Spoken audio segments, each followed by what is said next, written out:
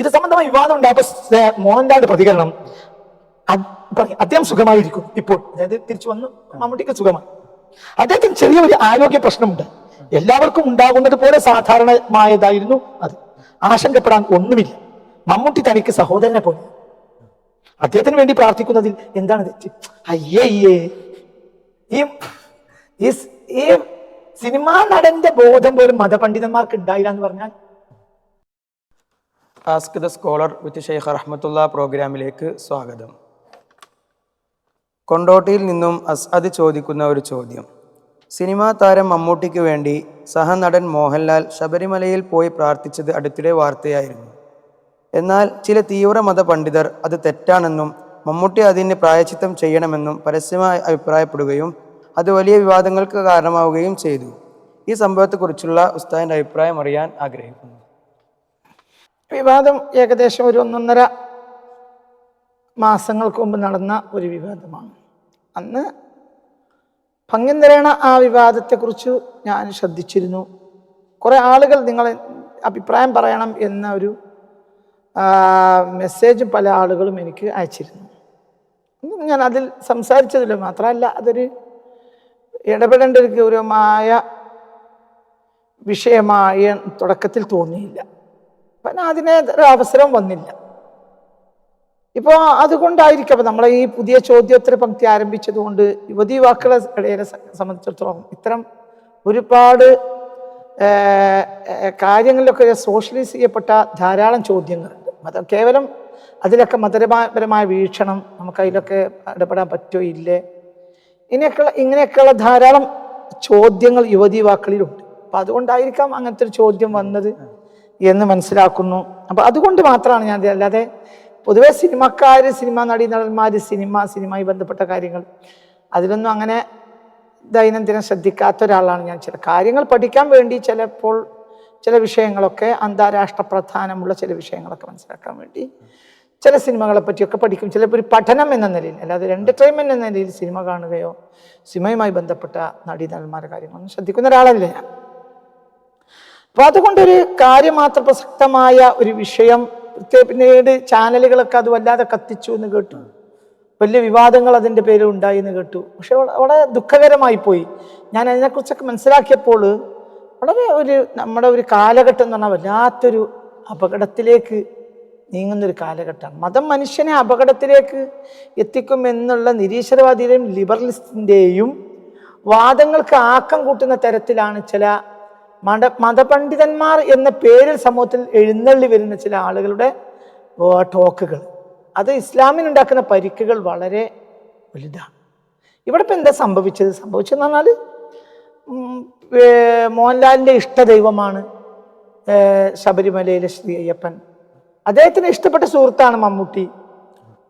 അവർ തമ്മിൽ വലിയ ഇഷ്ടപ്പെട്ട ആളുകളാണ്. അപ്പം അദ്ദേഹത്തിന് ശബരിമലയിൽ പ്രാർത്ഥിക്കാൻ വേണ്ടി പോയി. തൻ്റെ ഭാര്യ സുചിത്രയ്ക്ക് വേണ്ടി പ്രാർത്ഥിച്ചു. അതും അദ്ദേഹം ആ കൂട്ടത്തിൽ പറയുന്നുണ്ട്. തൻ്റെ ഭാര്യ സുചിത്രയ്ക്ക് വേണ്ടി പ്രാർത്ഥിച്ചു. പിന്നെ തൻ്റെ ഇഷ്ട സുഹൃത്തായ, തൻ്റെ സഹോദരനെ പോലെ തനിക്ക് പ്രധാനപ്പെട്ട മമ്മൂട്ടിക്ക് സുഖമില്ലാത്തൊരു സമയമാണ്. അപ്പോൾ അദ്ദേഹത്തിന് വേണ്ടിയും പ്രാർത്ഥിച്ചു. ഇതാണ് ഇപ്പോൾ ഇവിടെ വിഷയം. സത്യത്തിൽ ഇത്തരം പ്രാർത്ഥനകൾ ഇന്നും ഇന്നലെയും തുടങ്ങിയല്ല. എക്കാലത്ത് മനുഷ്യരുണ്ടോ, എക്കാലത്തും വൈഭിന്നമായ മതസമൂഹങ്ങളായി മനുഷ്യൻ തിരിഞ്ഞിട്ടുണ്ടോ, അക്കാലത്തെല്ലാം തൻ്റെ സുഹൃത്തിന് ഒരു ഘട്ടത്തിൽ ചെയ്തു കൊടുക്കാവുന്നതിൻ്റെ പരമാവധിയാണ് പരസ്പരമുള്ള പ്രാർത്ഥന.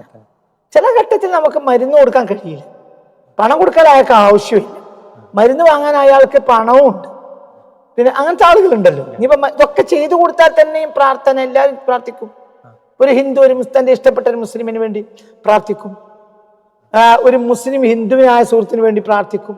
നമ്മുടെ പരിപാടികളൊക്കെ നടക്കുന്ന ഹൈന്ദവ സഹോദരിമാർ സാധാരണ പ്രാർത്ഥിക്കാൻ വേണ്ടി അപേക്ഷിക്കും. അപ്പം അവരൊക്കെ പ്രാർത്ഥിക്കും. ഇസ്ലാമിനെ സംബന്ധിച്ചിടത്തോളം ചില മനുഷ്യർ മനസ്സിലാക്കിയത് വല്ലാത്തൊരു തെറ്റാണ്. പ്രാർത്ഥനകൾ കേവലം ചില മനസ്സിൽ തട്ടിയ പ്രാർത്ഥന, ആ പ്രാർത്ഥനകളെ മതം നോക്കിയേ പടച്ചോൻ സ്വീകരിക്കൂ എന്ന് പറയുന്നത് വല്ലാത്തൊരു അപകടകരമായ വാക്കാണ്. ഇത്തക്ക് ദഅവത്തൽ മദ്ലൂം ലൈസ ബൈനഹു വബൈനല്ലാഹി ഹിജാബ്. മർദ്ദിതന്റെ പ്രാർത്ഥനയെ പേടിക്കുക. മർദ്ദിതൻ ഹിന്ദു ആയിക്കൂടെ? അത് ആചാര്യർക്ക് ഫലിക്കുമല്ലോ. മർദ്ദിതൻ ഹിന്ദു അല്ലേ? ഒരു ഹിന്ദു ആയ മർദ്ദിതൻ, അൻ എക്സാമ്പിൾ. ഹിന്ദു അല്ലെങ്കിൽ ക്രിസ്ത്യാനിയായ മർദ്ദിതൻ. മർദ്ദകൻ ആരാണ്? മുസ്ലിമാണ്. സപ്പോസ് അങ്ങനെ സങ്കല്പിക്കുക. എങ്കിൽ ഈ മർദ്ദകനായ 5 വഖത്ത് നിസ്കരിക്കുന്ന മർദ്ദകനായ മുസ്ലിമിനെതിരെ പ്രാർത്ഥിച്ചു ആര്? മർദ്ദിതനായ സാധുവായ ഹിന്ദു ഓർ ക്രിസ്ത്യാനി. ഇയാൾക്കെതിരെ ഫലിക്കുന്ന പുണ്യ റസൂൽ പറഞ്ഞിട്ടില്ലേ? ഹൃദയത്തിൽ തട്ടിയ പ്രാർത്ഥനക്ക് എന്ത് മതാണ്? അള്ളാഹു റഹ്മാനല്ലേ? ഇസ്ലാം പരിചയപ്പെടുത്തിയ അള്ളാഹു എന്ന് പറഞ്ഞ ഉടനെ തന്നെ പറഞ്ഞത് എന്താ? ഇസ്ലാമിലെ ഖുർആനിലെ 114 അധ്യായങ്ങൾക്കനുസരിച്ച് 114 തവണ ആവർത്തിച്ച വചനമാണല്ലോ ഏത്? ബിസ്മില്ലാഹിർ റഹ്മാൻ റഹീം. അതിൽ അള്ളാഹു എന്ന് പറഞ്ഞിടത്ത് തൊട്ട് പറയുന്നത് അർ-റഹ്മാൻ. ഇത് അർ-റഹ്മാൻ എന്ന വാക്കിന്റെ അർത്ഥം, റഹ്മാൻ എന്നാൽ മതം നോക്കാതെ, ആശയം നോക്കാതെ, ആദർശം നോക്കാതെ, വ്യക്തിയെ നോക്കാതെ, സൊസൈറ്റിയെ നോക്കാതെ, കാലത്തെ നോക്കാതെ കരുണ ചെയ്യുന്ന അനുഗ്രഹദാതാവാണ് ആര്? അള്ളാഹു. അവിടെ മതമില്ല, ഹിന്ദു, മുസ്ലിം, ക്രിസ്ത്യാനി, ജൂതൻ ഒന്നുമില്ല. അതിനർത്ഥം ഈ തിയോളജികളെല്ലാം ശരിയാണെന്നല്ല. തിയോളജിക്കലായി ഇതിലെല്ലാം ശരിയും തെറ്റും ഉണ്ടാവും. പക്ഷെ പ്രാർത്ഥന അങ്ങനെയല്ല. തൻ്റെ ഇഷ്ട സുഹൃത്തിന് ചെയ്തു കൊടുക്കാവുന്ന അവസാനത്തെ ഒരു കാര്യം ഏതൊരു മതക്കാരനും എന്താ ഉള്ളത്? പ്രാർത്ഥിക്കാം. ഇപ്പൊ ഒരു ക്രിസ്ത്യാനി, നിങ്ങളെ പരിസരത്ത് താമസിക്കുന്ന ക്രിസ്ത്യാനി, നിങ്ങൾക്ക് ക്യാൻസർ ആണല്ലോ, പഠിച്ചോ നമ്മളെ കാക്കട്ടെ. എല്ലാ മനുഷ്യരും ജാതി മത ഭേദമന്യേ ഈ ഉള്ള ആളുകൾക്ക് വേണ്ടി പ്രാർത്ഥിക്കാതെ അള്ളാഹു എന്ന പ്രഭാഷണം ഇന്ന് വരെ നമ്മൾ അവസാനിക്കൂല. എല്ലാ 297 ക്ലാസ് കഴിഞ്ഞു സർവ്വജനങ്ങൾക്ക് വേണ്ടി പ്രാർത്ഥിച്ചിട്ടേ ഉണ്ടാവും. ഇപ്പൊ നിങ്ങൾ ഭാര്യക്ക്, നിങ്ങൾക്ക് അല്ലെങ്കിൽ കുട്ടിക്ക് ക്യാൻസറാണ്, സുഖല്യ, ആക്സിഡന്റ് സംഭവിച്ചു.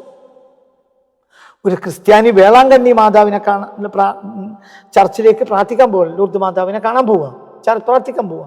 അപ്പൊ അയാൾ നിങ്ങളോട് പറഞ്ഞു, ഒരാൾ ആരോ പറഞ്ഞു മമ്മൂട്ടിയുടെ അറിവോട് കൂടിയാണെങ്കിൽ മമ്മൂട്ടി തൗബ ചെയ്ത് മടങ്ങണം.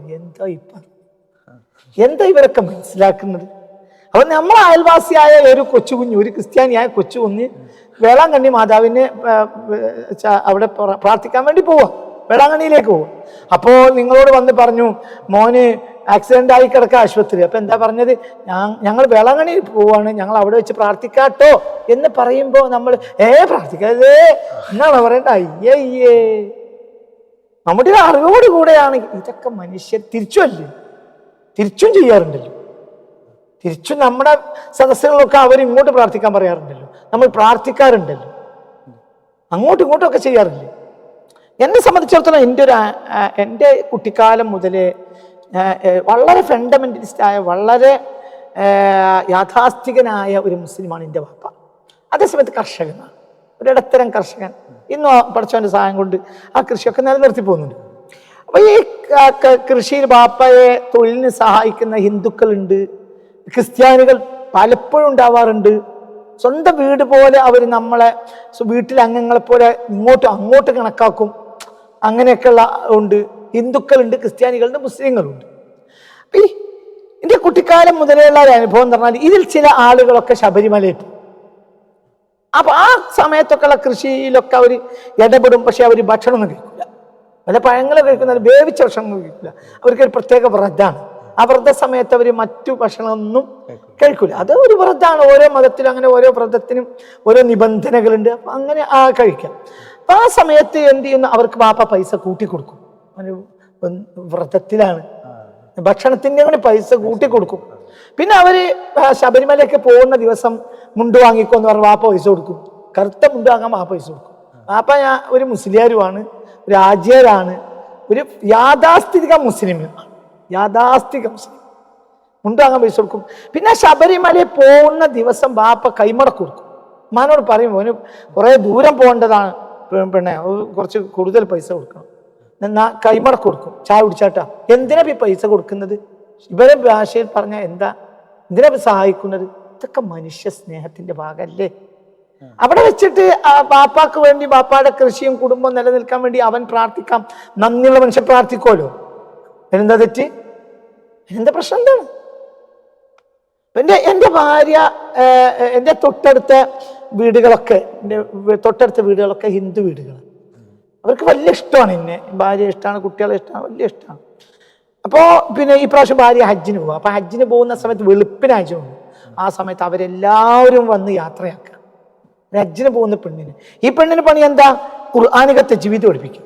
ഇതാണ് എൻ്റെ ഭാര്യയുടെ പണി. ഖുർആൻ പഠിപ്പിക്കുന്ന പണിയാണ്. അതായത് ഒരു ഖുർആൻ പഠിപ്പിക്കുന്ന ഒരു പിന്നെ വീട്ടിലിരുന്ന് കുട്ടികൾക്ക് ഓൺലൈനായോ ഓഫ്ലൈനായോ ഖുർആൻ പഠിപ്പിക്കുന്ന ആളാണ് എൻ്റെ ഒരു ഭാര്യ. ഏറ്റവും വലിയ സുഹൃത്തുക്കളാണ് പരിസരത്തുള്ള ഹിന്ദു വീടുകളിലെ സ്ത്രീകളൊക്കെ. അപ്പൊ ഈ അടുത്ത അവള് എന്നോട് ഫോൺ ചെയ്തപ്പോൾ പറഞ്ഞു, അടുത്ത വീട്ടിലെ പിന്നെ രമേശ് ചേട്ടൻ്റെ ചേച്ചി മെസ്സേജ് അയച്ചിരുന്നു, നിന്നെ വല്ലാതെ ഞങ്ങൾക്ക് മിസ്സാവുന്നുണ്ട്, ഒരു മിസ്സിങ് അനുഭവപ്പെടുക, നീ ഇല്ലാത്തതിൽ വല്ലാത്തൊരു വിഷമം, ഇക്കൊല്ലത്തൊന്നും പെരുന്നാളൊന്നും ശരിയായില്ല. അതിനൊരു കാരണം ഉണ്ടാവും. നമ്മളെ വീട്ടിൽ പെരുന്നാളിന് പ്രത്യേക ഭക്ഷണം ഉണ്ടാക്കും. അവർക്ക് ഏറ്റവും ഇഷ്ടപ്പെട്ട ഭക്ഷണം ഉണ്ടാക്കിയിട്ട് അവരെ വീട്ടിൽ കൊടുത്തിട്ട് നമ്മൾ വീട്ടിൽ കഴിക്കും. മനുഷ്യ സ്നേഹത്തിന്റെ ഭാഗം. തിരിച്ചും ഇപ്പം ഞാൻ ഓണോ വിഷുവൊക്കെ ആണെങ്കിൽ അവർ വീട്ടിൽ ഭക്ഷണം തരും. ഞാനില്ലെങ്കിൽ എനിക്ക് വേണ്ടി സൂക്ഷിച്ചു വെക്കും. ഞാൻ രാത്രി ഓണ വിഷു കാലങ്ങളിലൊക്കെ ഞാൻ ആദ്യം ചെന്നാൽ ചോദിക്കാം, പിന്നെ രവിതി ചേച്ചിയുടെ വീട്ടിൽ നിന്ന് വല്ലതും കിട്ടിയോ, പിന്നെ എന്താ രമേശ് ചേട്ടൻ്റെ വീട്ടിൽ നിന്ന് വല്ലതും ഇങ്ങോട്ട് കൊടുത്തയച്ചിരുന്നോ, അതയച്ചിരുന്നു, നിങ്ങൾ എനിക്ക് സൂക്ഷിച്ചു വെച്ചിട്ടുണ്ടോ, ആ നിങ്ങൾക്കുള്ള ഒരു ഇവിടെ ഉണ്ട്. അവർ വിളിച്ചു ചോദിക്കും, ഉസ്താദ് കഴിച്ചോ. ഇതൊക്കെ എന്താ മനുഷ്യ സ്നേഹത്തിന്റെ ഉദാത്തമായ മാർഗങ്ങളല്ലേ. അവർ ഈ ഭക്ഷണം ഉണ്ടാക്കുന്ന രാവിലെ അമ്പലത്തിൽ പോയി തൊഴുത് വന്നിട്ടുണ്ടാക്കുന്ന ഭക്ഷണങ്ങളാണ്. ആ തൊഴുതുന്ന കൂട്ടത്തിൽ അവർ പ്രാർത്ഥിക്കുമ്പോൾ നമ്മൾക്ക് വേണ്ടി പ്രാർത്ഥിച്ചിട്ടുണ്ടാവും. അതിലെന്താ തെറ്റ്? അതിലെന്താണ് തെറ്റ്? ഞങ്ങളെ പരിസരത്ത് ഒരു ഉസ്താദുണ്ട്, അദ്ദേഹം ഞങ്ങളോടൊക്കെ നല്ല സ്വഭാവത്തിലാണ്. ദൈവമേ, പിന്നെ വേളാങ്കണ്ണി മാതാവ് അല്ലെങ്കിൽ ഗുരുവായൂരപ്പ, അദ്ദേഹത്തിന് ഒന്നും സംഭവിക്കരുത്. എൻ്റെ ജീവിതത്തിലെ അനുഭവമുണ്ട്. അതായത് ഒരു 10-15 കൊല്ലം മുമ്പാണ് ഞാനൊരിക്കൽ പിന്നെ പ്രഭാഷണത്തിന് പോയി. ചിലപ്പോൾ അന്നൊക്കെ ഡെയിലി വീട്ടിൽ മടങ്ങൂല, ഇത്രയും തിരക്കുള്ള സമയം. അപ്പോൾ പിന്നെ ഒരു ദിവസം ആരോ, അത് ലാൻഡ് ഫോൺ വീട്ടിലുള്ള സമയമാണ്, ആരോ വീട്ടിലേക്ക് ഒരു കുസൃതി ആയിരിക്കാം, കാസിമിക്ക് ആക്സിഡന്റ് സംഭവിച്ചിട്ടുണ്ട് എന്നാണ് വീട്ടിലേക്ക് ഫോൺ ചെയ്തു. Before 15 years. അപ്പോൾ വാപ്പ ഉള്ള ഒരു സമയം. അപ്പാക്ക് അതൊക്കെ വലിയ വിഷമാണ്. അപ്പൊ അന്ന് ഇന്നത്തെ പോലെ സൗകര്യങ്ങളില്ലല്ലോ, മൊബൈൽ ഫോൺ സാർവത്രികമായിട്ടില്ല, കുറച്ചുകൂടി മുമ്പാണ്. അങ്ങനെ വാപ്പ പിന്നെ ബേജാറായി, ബദ്ധപ്പാട്, അങ്ങനെ ഇങ്ങനെ അവിടെ വിളിച്ച് ഇവിടെ വിളിച്ച്, ഏതായാലും എന്നെ എവിടെയോ ഞാൻ പേരാമ്പ്ര പ്രസംഗിച്ചുകൊണ്ടിരിക്കുമ്പോൾ ഇത് കിട്ടി. അപ്പൊ ഞാൻ വാപ്പ ഒന്നും പറ്റിയില്ല, അതൊക്കെ ആരോ നിങ്ങളെ പറ്റിച്ചതാണൊന്നുമില്ലെന്ന്. അപ്പൊ സമാധാനമായി. എന്നിട്ടും സമാധാനം ആയില്ല. അന്നത്തെ ദിവസം മുഴുവൻ ഇവിടെ ചർച്ച അതാണ്, എന്തോ പറ്റിയിട്ടുണ്ടാവോ, നമ്മളെ പറ്റിച്ചതാണോ, ഞാൻ സംഭവിച്ചെന്താവോ. പിറ്റേന്ന് രാവിലെ ഞാൻ വീട്ടിലെത്തുക വെളുപ്പിന് പറഞ്ഞാൽ ഒരു 6:30-7 മണി, അതായത് ശരിക്കും വെളുത്ത് വരുന്നേ. ആ സമയത്ത് ഞാൻ വീട്ടിൽ ചെന്ന് അടുക്കളയിൽ ചെല്ലുമ്പോൾ അടുക്കളയിൽ ഉമ്മയോട് കൂടെ, ഉമ്മയുടെ ഏറ്റവും ഇഷ്ടപ്പെട്ട സുഹൃത്താണ് പിന്നെ എന്താ ഞങ്ങളുടെ നാട്ടില് ശങ്കരൻ എന്നാണ്, ശങ്കരന്റെ ഭാര്യ വിധവയാണ്. അവര് ശങ്കരൻ മരണപ്പെട്ടു പോയി. മാൾക്കുട്ടി അമ്മ എന്ന് വിളിക്കും. ഞങ്ങളെല്ലാവരും അമ്മയെന്നെ വിളിക്കും. എൻ്റെ മക്കൾ മുഴുവൻ ഈ സ്ത്രീയെ അവർ കഴിഞ്ഞ വർഷം മരിച്ചു. അവർ കഴിഞ്ഞ വർഷം മരിച്ചിട്ട് ആദ്യം ആ വീട്ടിൽ വന്നത് പള്ളിയിലെ ഉസ്താദാണെന്ന് മാൾക്കുട്ടിയുടെ അമ്മയുടെ മോൻ എന്നോട് പറഞ്ഞു. മരിച്ചിട്ട് പള്ളിയിൽ ആദ്യം എത്തിയത് പള്ളിയിലെ ഖത്തീബാണ്. കാരണം അത്രയും വലിയ സ്നേഹബന്ധാണ് ഈ മനുഷ്യന്മാർക്കൊക്കെ ഇടയിൽ.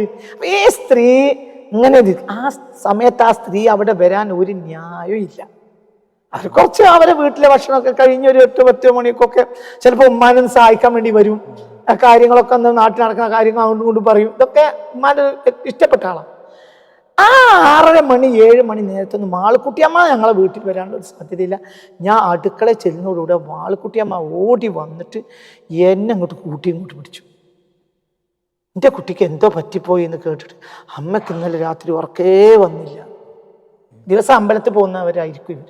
ആണ് ഈ സ്ത്രീ അന്ന് രാത്രി അമ്പലത്തിൽ എന്ത് പ്രാർത്ഥിച്ചിട്ടുണ്ടോ?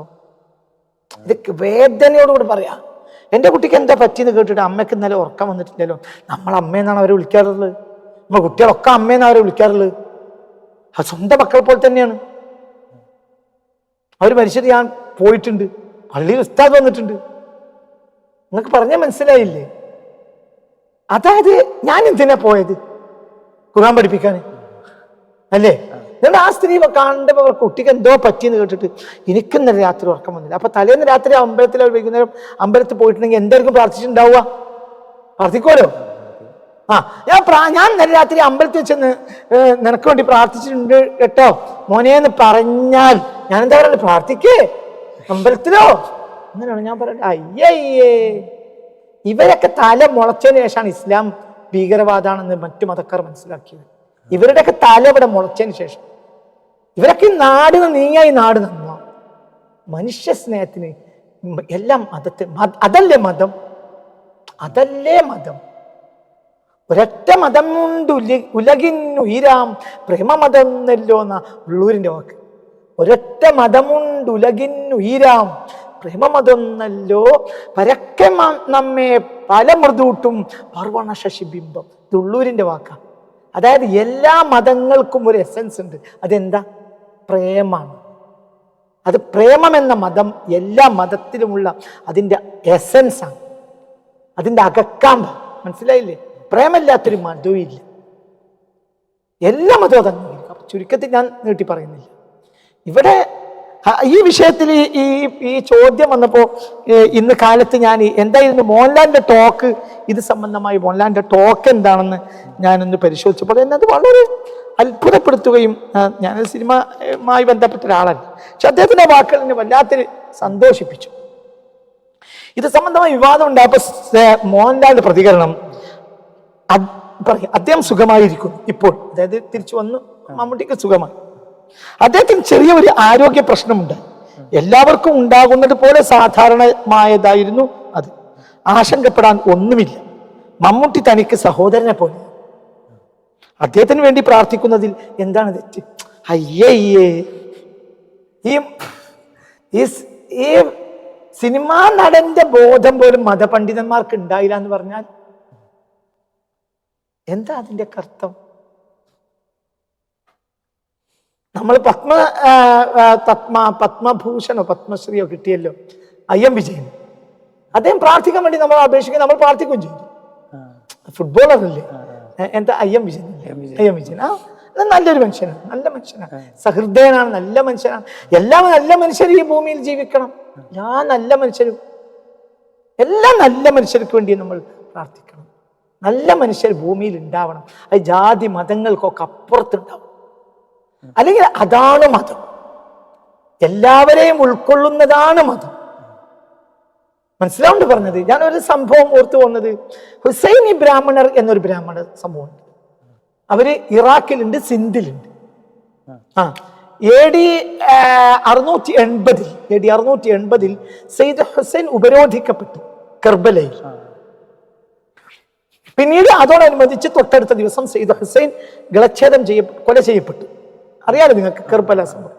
അപ്പൊ ആ കർബല സംഭവത്തില് സിന്ധിൽ ഈ സംഭവം ഇങ്ങനെ എന്താ പറയാ, ഇങ്ങനെ ഹുസൈൻ ഉപരോധിക്കപ്പെട്ടിട്ടുണ്ട് എന്നുള്ള വിവരം പറയുമ്പോൾ കിട്ടിയ ആയുധവും കൊണ്ട് ഓടി ബ്രാഹ്മണർ, ഹൈന്ദവ വരേണ്യവർഗമായ ബ്രാഹ്മണർ ഓടി എങ്ങോട്ട്? കർബലയിലേക്ക് ആയുധമെടുത്ത് ശത്രുവിനെ പ്രതിരോധിക്കാൻ. ശത്രുക്കളിൽ നിന്ന് സയ്യിദ് ഹുസൈനെ രക്ഷപ്പെടുത്താൻ വേണ്ടി ഓടിയവരാണ് ആര്? ഹിന്ദുക്കൾ. ഓടി അവിടെ എത്തിയപ്പോൾ തന്നെ ഹുസൈൻ കൊല ചെയ്യപ്പെട്ടു. പിന്നെ അവരിൽ വലിയ വിഭാഗം തിരിച്ചു വന്നില്ല. അതിൽ എന്നെ അത്ഭുതപ്പെടുത്ത, ബ്രാഹ്മണർ പൊതുവേ യുദ്ധപ്രിയർ അല്ല. യുദ്ധം അവരുടെ പൊതുരീതി, ക്ഷത്രിയരാണ് യോദ്ധാക്കൾ. ബ്രാഹ്മണർ യുദ്ധപ്രിയരല്ലല്ലോ.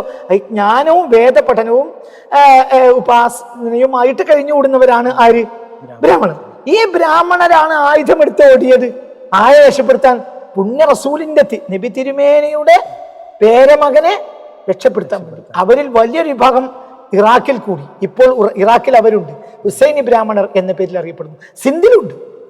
അവർ പ്രത്യേകത എന്തെന്നാൽ അവര് ആശുറ സംഗമം വളരെ ഭംഗിയായി നടത്തും. മനസ്സിലായില്ല? ഷിയാക്കൾക്കിടയിൽ ആശുറ എന്നൊരു ആഘോഷം ഉണ്ടല്ലോ.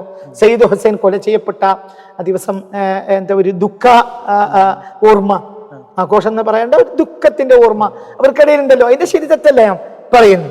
പക്ഷേ അതേ ദിവസം സയ്യിദ് ഹുസൈന്റെ ഓർമ്മ പുതുക്കാൻ വേണ്ടിയിട്ട് വിഷമങ്ങളും സയ്യിദ് ഹുസൈന്റെ മഹത്വവും സയ്യിദ് അലിയുടെ മഹത്വവും നബി തിരുമേനിയുടെ മഹത്വവും പറയാൻ വേണ്ടി ടെന്റ് കെട്ടി അതിൽ പല ആളുകളും ദേഹോപദ്രവം വരെ ചെയ്യും, ഷിയാക്കൾ ചെയ്യും പോലെ. ആര്? ഹുസൈനി ബ്രാഹ്മണർ. ഇവരാരാ? ഹിന്ദുക്കൾ. ആരെ കാര്യത്തിൽ അവർ വേദനിക്കുന്നത്? മനസ്സിലായി? അതിന്റെ തിയോളജി എന്തിനാ നീ പഠിക്കുന്നത്? അത് സ്നേഹല്ലേ?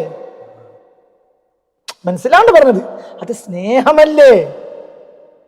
സ്നേഹത്തിന്റെ ഇന്നെ പോലെ വിലയുള്ള ഒരു കാര്യം എന്താണ്? ഇപ്പൊ നമ്മൾ ഇതൊക്കെ ചർച്ചയാക്കി കൊണ്ടുവന്നത് തന്നെ ഭൂലോക മണ്ടത്തരാണ്.